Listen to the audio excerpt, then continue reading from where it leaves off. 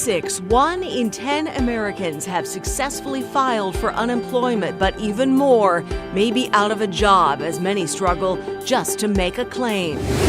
Then families waiting in long lines to get a laptop for their kids days before Oregon launches distance learning. Plus, sued by her landlord, a local volunteer is at risk of eviction and could have to pay $100,000 for helping our most vulnerable populations. I'd be homeless. I would be the person on the street that I'm serving. Why her landlord says the volunteer work actually puts others at risk. Also celebrating Passover and Holy Week from home. How faith communities are observing their traditions in a very non-traditional way. KGW News at Sunrise starts right now.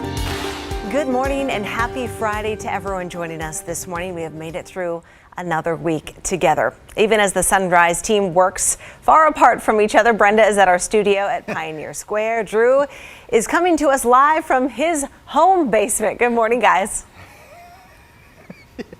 This is the third week of basement broadcast. And you know what? At this point, guys, I consider my basement to be your basement. This morning, we have a lot happening in the basement. We're celebrating high school seniors this morning here, and we're also celebrating our Clash of the Comedies. We have two big matchups in our Clash of the Comedies movie tournament. All right, it's too nice lately to stay in the basement for long. Let's bring in Rod Hill for a look at the weather forecast. Yeah, I don't know. My office is, I think, darker than Drew's basement, but let's get you going out the door. Another beautiful morning shaping up. The view to the eastern sky from the Wells Fargo camera, and it's mainly clear out there again this morning and not that chilly. Some of you have slipped into the 30s, but most of us are holding in the 40s, and PDX is at 47 degrees right now. Our forecast, not 70s, but still plenty of sun, 58 at lunchtime and 66 degrees at 5 p.m. Hope you have a wonderful Friday and take advantage of at least a little bit of time outdoors on this Friday morning. Indeed, Rod, thank you. We begin with the latest on the coronavirus numbers. As of this morning, well over 16,000 Americans have lost their lives to the pandemic. The new increase means the U.S. has the second most deaths worldwide, behind only Italy. There are now more than 466,000 confirmed cases nationwide. Now to the latest here in the Northwest. 44 Oregonians have died. 1,300 people have the virus. In Washington, though, the news is grim. 457 deaths and more than 9,700 cases. The crisis, of course, devastating to our economy. Nationwide, 1 in 10 Americans are out of work. Hundreds of thousands have been laid off in Washington and Oregon, and many are struggling just to try to claim unemployment benefits. As our Pat Doris reports, big frustration mounting over the long delays, and Oregon is trying to take action to help. When you hear about the massive unemployment numbers in Oregon, remember, it means people like Susan Jarman. She's cleaned teeth as a dental hygienist for more than 40 years, but mid-March her office closed down and she filed for unemployment online.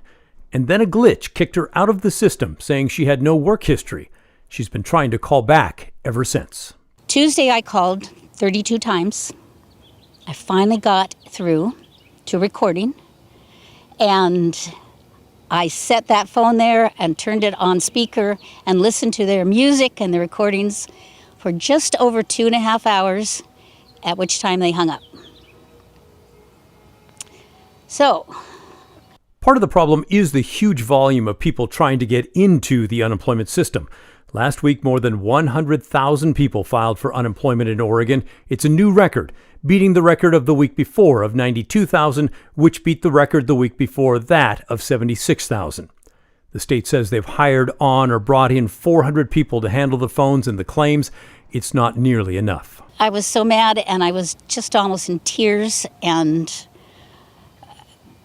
3 weeks later, Susan is still trying to contact someone at the employment office, which is just a mile from her home. Wednesday I called 186 times. Their spokeswoman estimated about half the claims are processed now, and it could take a few weeks for people to start getting their checks, even if everything works out right. Some of the people that I've talked to say that once they get into this phone call system, they're calling 3,000 times in a day, for example, or they're being put on hold for 8 hours. What would you say to those people? That actually the robocalling of our system allows fewer calls to get through overall. And that So they should give up? No, not at all. We don't want anybody to give They're up. just trying to get through to talk to somebody to get their claim straightened out. What we are doing is all of the proactive things that we can do. Which does not offer much comfort for Susan. Today I called 15. My heart's kind of not in it anymore.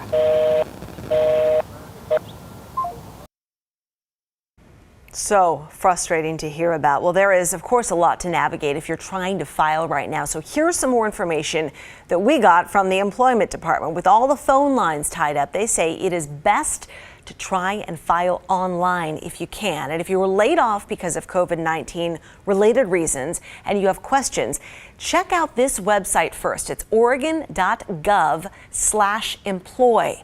The state created it specifically to answer questions for workers and employers about the outbreak. If you cannot get online, well, you can try and do what she did, call between 8 a.m. and 6 p.m. They quadrupled their staff, but as you heard, wait times on the phone, they are averaging an hour and 45 minutes, with many well over that. We know this is a stressful time. Our team is working to answer your questions every day. Text us your question, 503-226-5111. We have a show dedicated every night at 7 p.m. to answering all of those for you.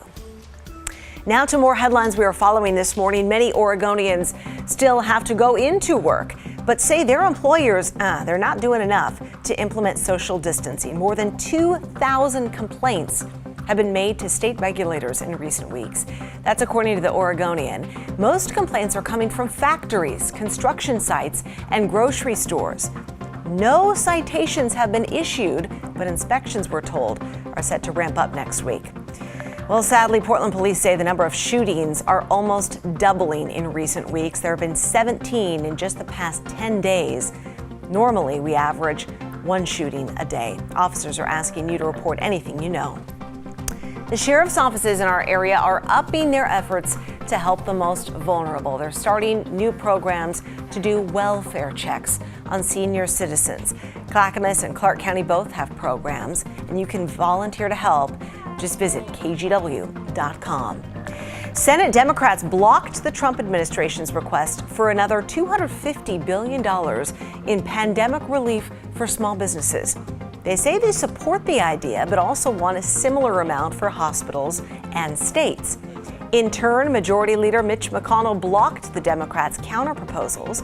Talks are underway, but we don't know when an agreement could be reached. After 3 days in the ICU, British Prime Minister Boris Johnson's health is improving. He's out of the ICU, but he's still hospitalized this morning. He tested positive for COVID-19 2 weeks ago. His staff say he didn't need a ventilator and did not develop pneumonia. They say the Prime Minister is in extremely good spirits. Those are some of your Friday headlines. All right, now to the education front, because parents at Roosevelt High School in Portland waited in these long lines yesterday to pick up laptops for their kids. These are families who don't have a way for their kids to connect to online classes for the rest of the school year. Patricia Chavaria registered for a specific time slot online, and boy, she was not happy when she arrived and saw this. No, I'm terrified. I'm diabetic and I have a whole bunch of other pre-existing conditions that I shouldn't even be there. And I was in my car where I was in a safe space, and now because of all of this, I have to now get into this other line where obviously people are not being monitored and they're well within their 6 feet. This is just ridiculous. There's no organization here. Chavaria said she had already been waiting for 2 hours when we caught up with her. A PPS spokesperson said they did have extra staff on site to remind people to give extra space, and the extremely high demand made wait times longer than expected. They are pausing this computer distribution for now. They're going to try and make it a smoother process when collection resumes on Monday. Okay, it is the weekend for many people who have been working from home, working from work. So, Rod, let's get an idea of what the weather is going to be like. Yeah. Weekend. Yeah. Okay, here we go. Let's start off real quick. Maybe you're missing Mount Hood. Corey, Smedler, I don't know if Corey's a truck driver, but had reason to be up over the Cascades yesterday and grabbed the shot of Mount Hood. Thank you very much for posting that on my KGW Rod Hill Facebook page. On these mostly clear sky mornings, our prettiest early morning camera has been the one out at Stoller Family Vineyards Estate in Dayton, and there she is again this morning. Just a beautiful start to our day. And temperatures aren't bad. Most of us are in the 40s. You saw that number at 49. It's 46 up in Kelso, a little bit cooler down in Salem where it's 40 degrees, still in the 50s out in the Dalles, freezing numbers this morning in Baker City and Burns. Well, here we go with another nice day. A couple changes. Number one, the air mass is a little bit cooler, and that cooler air mass has produced a marine layer along a good portion of the coast. So Astoria, good morning. You may be cloudy all day. Only about 52 for your high. Northwest winds, 10 to 15 miles per hour. Inland areas, mostly sunny to partly cloudy, and we could still be near 70 today in Salem. Much of the Mid-Valley was 76, 77 yesterday. And then up in southwest Washington, more like mid-60s on average. And here come Portland's numbers. 66 today, 60 tomorrow, morning cloud push, and then some sun. Mostly sunny and 65 on Easter Sunday. Pretty good looking weather continuing, Nina. Yeah, we like that, Rod. Thank you. Okay, Drew is back after the break. What you got coming up?